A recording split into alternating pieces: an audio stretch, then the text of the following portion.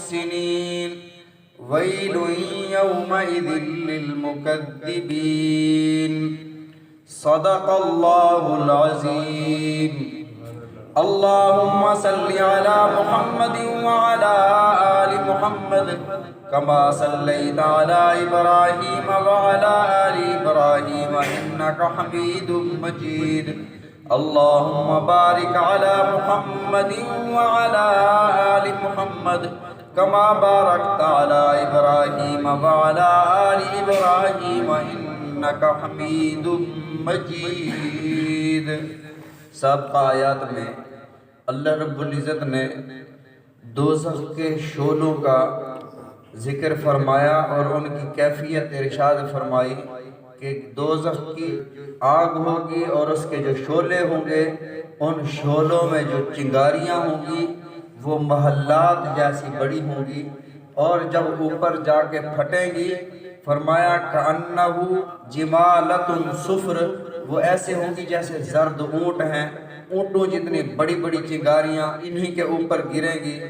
پھر ارشاد فرمایا یہ اللہ انہیں فرمائیں گے یہ فیصلے کا دن ہے جس میں تم اختلاف کیا کرتے تھے، اولین آخرین کو سب کو اللہ جمع فرمائیں گے اور فرمائیں گے ان کان لکم کید فکیدون، اب کوئی تدبیر کر سکتے ہو تو کر لو، کوئی تدبیر اللہ کے خلاف چلا سکتے ہو تو چلا لو۔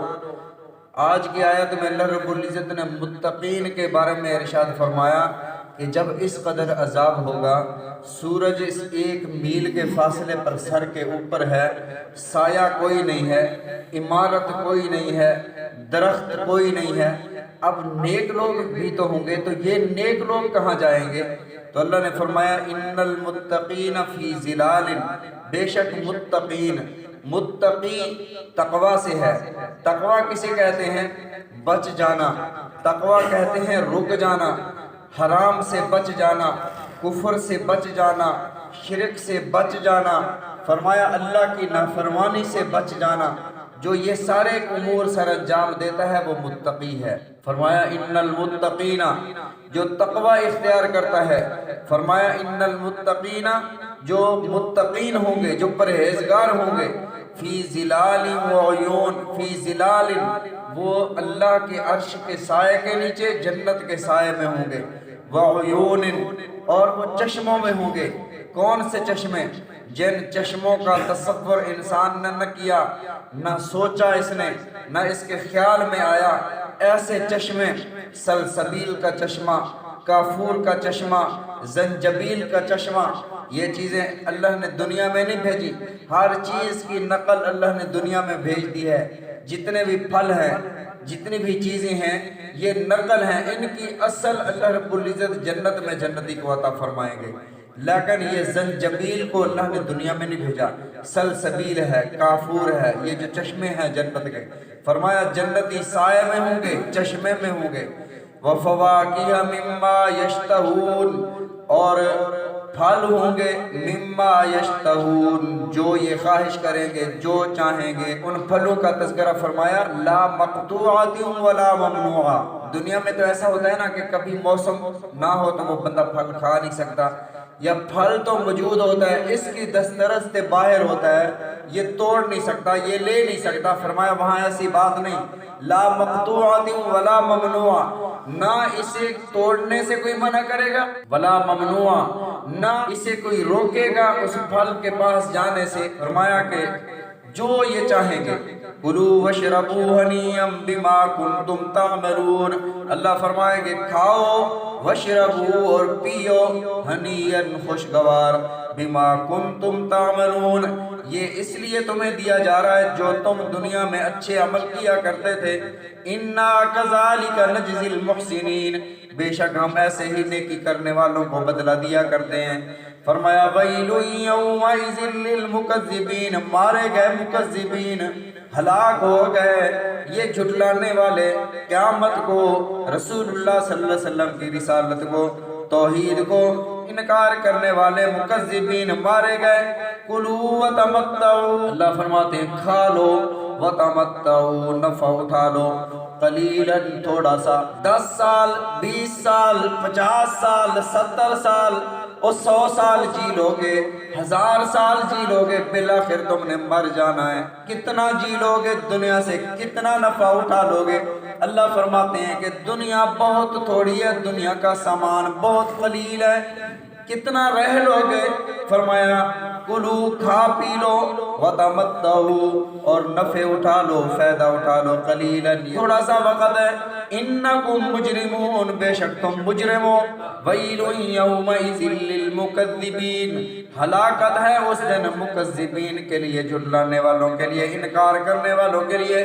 وَإِذَا قِيلَ لَهُمُ ارْكَعُوا لَا يَرْكَعُونَ، اور جب کہا جاتا ہے انہیں رکوع کرو، نماز پڑھو، لا یرکعون، وہ نماز نہیں پڑھتے، لا یرکعون، وہ اللہ کی نماز نہیں پڑھتے۔ ایمان اور عقیدے کے بعد سب سے بنیادی چیز، سب سے اہم نماز ہے۔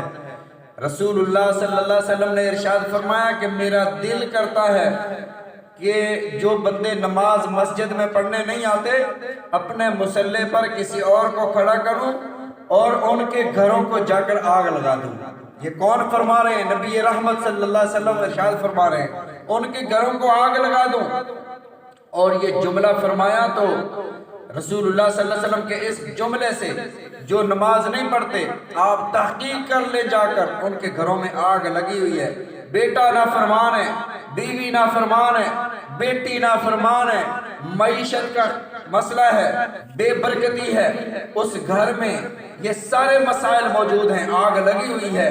انسان کو بے سکونی ہو، پریشانی ہو، تو یہ گھر میں آگ ہی تو لگی ہوئی ہے۔ صحابہ کرام رضوان اللہ علیہم اجمعین فرمایا کرتے تھے، نام لانے کے بعد اگر کوئی چوری کرتا، اگر کوئی بدکاری کرتا، ہم اسے مسلمان سمجھتے تھے، لیکن اگر کوئی بندہ نماز نہیں پڑھتا تو ہم اسے مسلمان نہیں سمجھتے تھے۔ فرمایا منافق کے علاوہ کوئی اور بندہ ایسا نہیں ہوتا تھا جو نماز میں حاضر نہ ہو۔ منافق فجر اور عشاء کی نماز میں نہیں آتے تھے، کبھی نماز میں آ گئے کبھی نہ آئے، یہ منافقین۔ فرمایا جو نماز نہیں پڑھتا تھا ہم اسے منافق سمجھتے۔ ادھر آ جائیں ائمہ اور فقہائے کرام رحمہم اللہ، امام احمد بن حنبل رحمۃ اللہ علیہ، جن کے مقلد سید عبد القادر جیلانی رحمۃ اللہ علیہ، سید عبد القادر جیلانی رحمۃ اللہ علیہ بھی ان کے مقلد ہیں۔ وہ فرماتے ہیں نبی علیہ الصلوۃ والسلام نے ارشاد فرمایا من ترک الصلاۃ متعمدا فقد کفر، جس نے جان بوجھ کر نماز چھوڑی اس نے کفر کیا، وہ کافر ہو گیا۔ لہٰذا یہ بندہ کافر ہو گیا ہے، نہ اسے قتل کر دیا جائے اور اسے مسلمانوں کے قبرستان میں دفن بھی نہ کیا جائے۔ یہ کون فرماتے ہیں؟ امام احمد بن حنبل۔ یہ سعودیہ، یہ عرب والے امام احمد بن حنبل رحمۃ اللہ علیہ کے مقلد ہیں، اور امام شافعی اور امام مالک رحمۃ اللہ علیہ فرماتے ہیں کہ یہ بندہ کافر تو نہیں ہوگا، البتہ اس کو تعزیراً قتل کر دیا جائے۔ امام مالک اور امام شافعی رحمۃ اللہ علیہ بھی فرماتے ہیں اسے قتل کر دیا جائے۔ امام ابو حنیفہ رحمۃ اللہ علیہ فرماتے ہیں اسے قتل نہ کیا جائے، اسے قید میں ڈال دیا جائے، اور جب تک یہ ضمانت نہ دے کہ میں آئندہ ہر نماز پڑھوں گا تب تک اسے رہا نہ کیا جائے، حتیٰ کہ اس کی موت قید خانے میں آ جائے۔ سارے امام اس بات پر متفق ہیں بے نمازی کو چھوڑنا نہیں ہے۔ رسول اللہ صلی اللہ علیہ وسلم کا فرمان بھی آپ کے سامنے، ائمہ اور فقہا بھی یہ فرماتے ہیں کہ بے نمازی کی نحوست راستوں پر نہ پڑے، بے نمازی کی نحوست لوگوں پر نہ پڑے۔ اور آپ دیکھ لیں کتنی دنیا سوئی ہوئی ہے، نماز نہیں پڑھتی، پھر بھی ہم مسلمان ہیں، پھر بھی ہمارے اسلام میں کوئی فرق نہیں پڑتا۔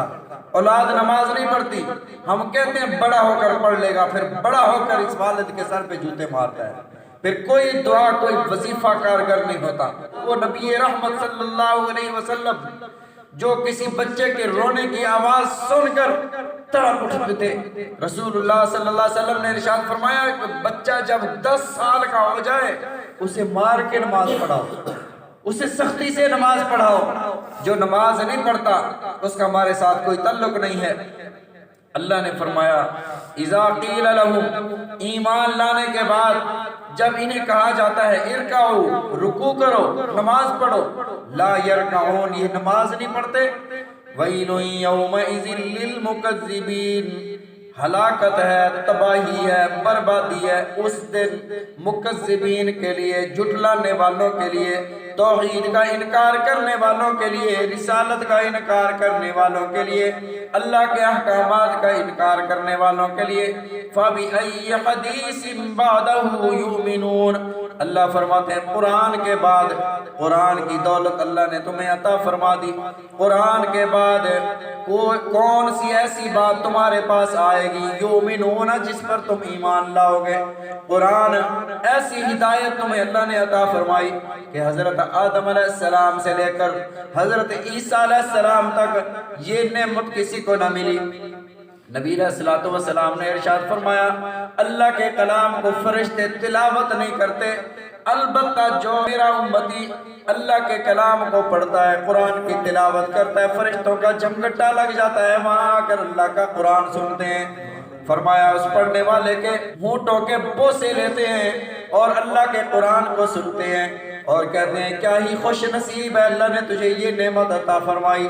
اللہ نے فرمایا فَبِأَيِّ حَدِيثٍ، اس قرآن کے مل جانے کے بعد پھر وہ کون سی بات ہوگی، وہ کون سی کتاب ہوگی، وہ کون سا حکم ہوگا، بعدہ اس کے بعد یؤمنون تم ایمان لاؤ گے۔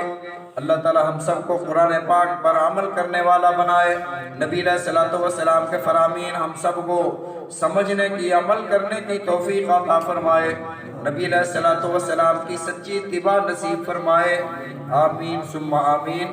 بسم اللہ الرحمن الرحیم، الحمدللہ رب العالمین، والصلاة والسلام علی رسول